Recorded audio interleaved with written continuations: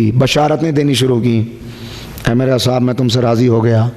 اور اس وقت یہ حدیث کہی کہ جیسے اصحاب مجھے ملے, نہ میرے نانا کو ملے, نہ اماں کو, نہ بابا کو ملے, نہ بھائی کو ملے. اس وقت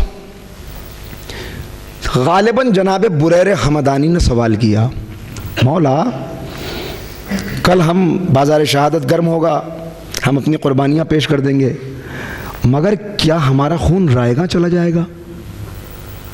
یعنی خون تو بہہ جائے گا, پھر اس کے بعد بھی کچھ ہوگا. یہاں پر چونکہ میں نے مختار نامے کے سلسلے میں کافی ریسرچ کی ہے, یہی پر امام نے یہ بھی بتایا کہ اللہ ایک بنی ثقیف کے ایک مرد کو پیدا کرے گا جو ہمارا انتقام لے گا, اور یہیں پر یہ بھی بتایا کہ اے میرے اصحاب ہماری شہادتیں ہو جائیں گی, پھر جب میرا مہدی ظہور کرے گا تو اس کے بعد ایک ایک شہادت کا انتقام لیا جائے گا, اور اس کے بعد میں اس دنیا میں واپس آؤں گا. امام فرما رہے اپنے بارے میں, میں اس دنیا میں واپس آؤں گا, میری حکومت قائم ہوگی, اور دشمنوں سے جنگ کرتا ہوا میں سندھ تک چلا جاؤں گا. علامہ مجلسی نے سندھ کے بریکٹ میں ہند لکھا ہے, سندھ بریکٹ میں لکھا ہے ہند, کہ میں ہند تک چلا جاؤں گا. یعنی رجعت میں ایک ایک معصوم کی واپسی ہونی ہے. بس ختم ہو گئی گفتگو, ایک ایک معصوم کی واپسی ہونی ہے, مگر ترتیب ہمیں نہیں معلوم. مولا کائنات کے متعلق ملتا ہے کہ حضرت علی کی رجعت کئی بار ہوگی, رسول کے ساتھ آئیں گے, اس کے بعد پھر کئی مرتبہ ہوگی, مگر یہ طے ہے کہ رجعت میں سب سے پہلے امام زمانہ, اور امام زمانہ کے بعد جو سب سے پہلے آنے والے معصوم ہیں وہ امام حسین علیہ السلام ہیں, سرکار سید الشہداء.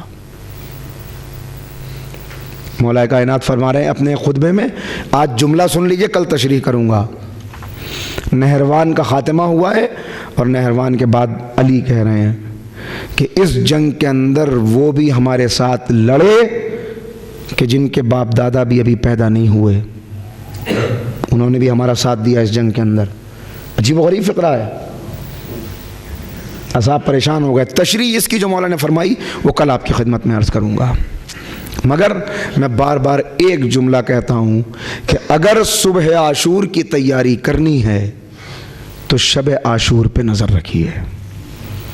خاص طور پر میری مائیں بہنیں جو پس پردہ اس مجلس کو سن رہی ہیں, اکثر یہ سوال ہوتا ہے. میں نے یہ موضوع ایک سال پڑھا دبئی میں, شارجہ میں, موضوع ادھورا رہ گیا, اس کے بعد سوالات آنے شروع ہوئے, بہت سارے سوالات آئے, تو میں نے آخری مجلس میں اعلان کیا کہ اب وقت نہیں رہ گیا ہے, آئندہ سال جو بھی موضوع رہا ان سارے سوالات کا جواب دینے کے لیے ہم اس موضوع کو بھی اس موضوع کے ساتھ مربوط کر کے آگے بڑھائیں گے. اس میں ایک سوال آیا خواتین کی طرف سے, بہنوں کی طرف سے, کہ آپ نے اتنی ساری خدمات بتائیں اصحاب کی, مگر کیا عورتوں کا بھی کوئی رول ہوگا اس میں؟ یہ آپ نے نہیں بتایا. میں نے کہا واقعی یہ کمی رہی, اگلے سال اس کو عرض کریں گے. پھر اگلے سال تفصیل سے ہم نے 2 مجلسیں اسی پہ پڑھی کہ خواتین کا کیا رول ہوگا. اب 2 مجلسوں کا تو یہاں کیا موقع ہے, مگر میری بہنیں سن لیں اس بات کو کہ اگر صبح ظہور کی سچی تیاری کرنی ہے تو ہمیں شب عاشور پہ نظر رکھنی ہوگی. امام کے ساتھ آنے والے ناصروں میں خواتین بھی ہوں گی. 1100 خواتین کی تعداد مجھے ملی, 1100 خواتین وہ ہیں جو اطلاع ملتے ہی ظہور کی خدمت امام میں پہنچ جائیں گی. ان میں سے 17 کے نام اور ان کا کارنامہ کہ کیوں ان کو یہ عظمت حاصل ہوئی, یہ شرف ملا کے خدمت امام میں پہنچیں گی. ان 17 کے نام تفصیل کے ساتھ, کیا ان کا کام ہے. ان 17 میں 1-2 نام سنا دوں آپ کو, باقی تفصیل کا اس وقت موقع نہیں. ان 17 میں جناب قنوہ بیٹی ہیں حضرت رشید حجری کی. رشید حجری جنہیں ذبح کیا گیا مولا کی محبت میں، ان کی بیٹی ہیں، ان کا نام ملا، یہ خدمت امام میں پہنچیں گی۔ ان 17 میں حبابہ والبیہ جو 6 اماموں کی صحابیہ رہ چکی ہیں، 6 معصومین کی، مولا کائنات سے لے کر امام صادق تک 6 اماموں کا زمانہ جنہوں نے دیکھا ہے۔ چوتھے امام سے دلیل امامت مانگنے گئی تھیں، ہر امام کے پاس جاتی تھیں، اس لیے کہ وہ دور ایسا تھا کہ ادھر امام یعنی حکومت ایک پورا پولیٹیکل بیک گراؤنڈ پیدا کرتی تھی اور کسی نقلی کو کھڑا کر دیتی تھی، یا لوگوں کے اندر یہ افواہ پھیلا دیتی تھی کہ امام یہ نہیں ہے، امام یہ ہے، جس کا نتیجہ آج فرقے نظر آ رہے ہیں۔ تو یہ بی وہ تھیں کہ جو جا کے چیک کرتی تھی، باقاعدہ دیکھتی تھی کہ کون ہے سچا امام، اور پھر لوگوں میں تبلیغ کرتی تھی کہ میں امتحان لے چکی، سچا امام وہ ہے۔ مولا کائنات سے لے کر امام محمد باقر علیہ السلام تک ایک ایک سے جا کے انہوں نے امتحان لیا۔ چوتھے امام سے جب امتحان لینے پہنچی کہ آپ کوئی دلیل امامت دیجیے، وقت بڑھتا جا رہا ہے مگر میں روک رہا ہوں یہاں پہ بس، تو امام مصلی بچھائے ہوئے تھے، نماز پڑھ رہے تھے۔ انہوں نے اپنا سوال کیا، نہیں یہ پہنچی تو انہوں نے دیکھا امام مصروف ہیں، تو واپس پلٹ گئیں۔ واپس پلٹ رہی تھی تو امام نے اشارہ کیا، امام کے اشارے سے جب یہ پلٹی تو جوانی بھی پلٹ آئی، جوانی پلٹ آئی، ایک اشارے سے امام کی جوانی پلٹ آئی۔ یہ وہ خاتون ہیں جو خدمت پہنچیں گی۔ اور مومن آل فرعون کا آپ نے نام سنا ہے، وہاں پہ ایک بی بی ہے سائنہ معشطہ، اگر موقع رہا کہ کل تعارف کراؤں گا ان کا، اگر موقع رہا تو ان کا کراؤں گا، چونکہ بڑے بڑے کردار ہیں، کیا کیا کارنامے دین کے لیے انجام دیے، تب ملتی ہے امام کے لشکر میں شمولیت۔ ہم خالی زبان سے کہہ کر، مگر میری بہنیں اس بات کو گرہ بند کر لیں اور یاد رکھیں اس بات کو کہ ہمیں شب عاشور پہ نظر رکھنی۔ شب عاشور کیا تھا؟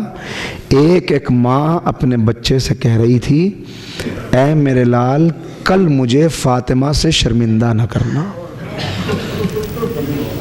ایسا نہ ہو کہ کل اکبر قربان ہو جائیں، قاسم تم زندہ رہ جاؤ، ایسا نہ ہو اونو محمد کہ تم سے پہلے ماموں کے کوئی زخم آ جائے۔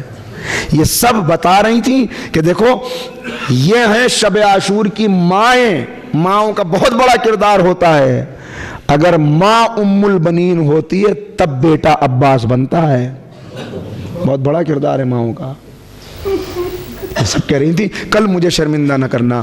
ہم بھی، میری بہنوں، اس بات کو میری یاد رکھنا، آپ کی گود میں حسین کے عزادار اور امام کے سپاہی پل رہے ہیں، بچپن سے انہیں یہ عادت ڈالیے، انہیں یہ بتائیے، ان سے یہ کہیے کہ میرے بیٹے کل مجھے امام سے شرمندہ نہ کرنا۔ وہ پیغام جو ام فروہ نے قاسم کو دیا، وہ پیغام آپ کو دینا ہے۔ بڑا مشکل تھا وہ پیغام، عجیب رات تھی عاشور کی رات، اور عجیب دن تھا عاشور کا دن۔ اب وقت نہیں رہا کہ میں مصائب پڑھوں، مگر ایک جملہ کہتا ہوں، عاشور کا دن بھی عجیب دن تھا۔ علی اکبر کی اذان سے شروع ہوا، حسین کے سجدے پہ ختم ہو گیا۔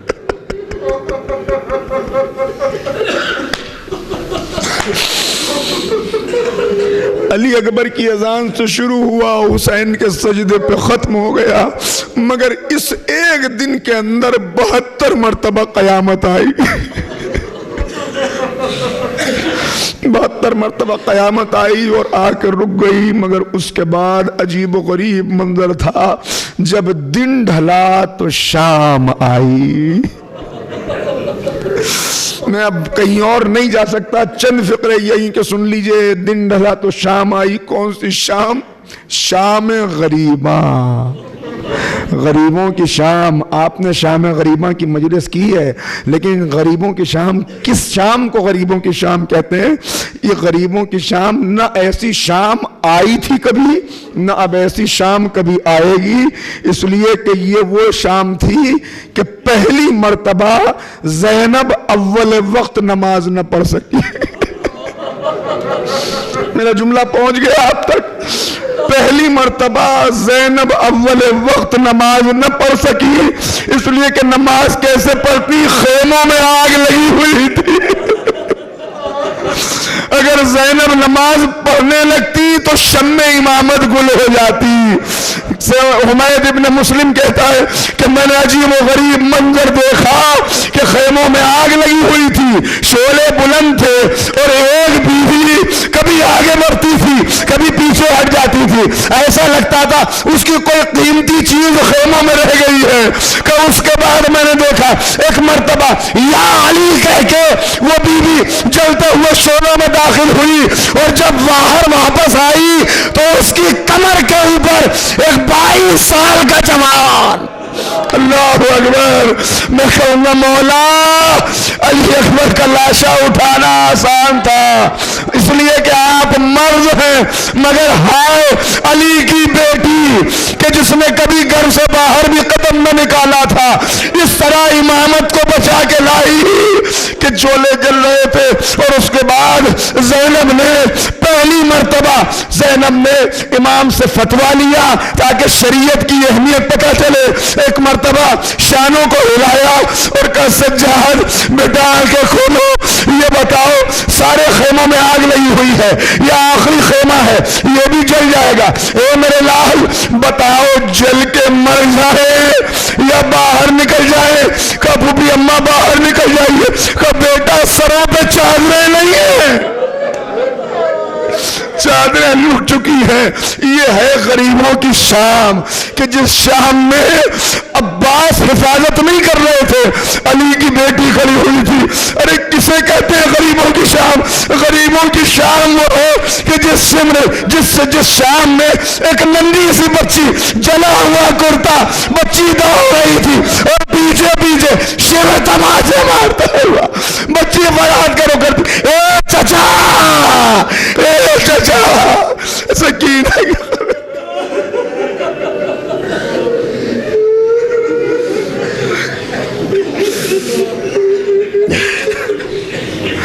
وَسَيَعْلَمُ الَّذِينَ ظَلَمُوا أَيَّ مُنْقَلَبٍ يَنْقَلِبُونَ إِنَّا لِلَّهِ وَإِنَّا إِلَيْهِ رَاجِعُونَ۔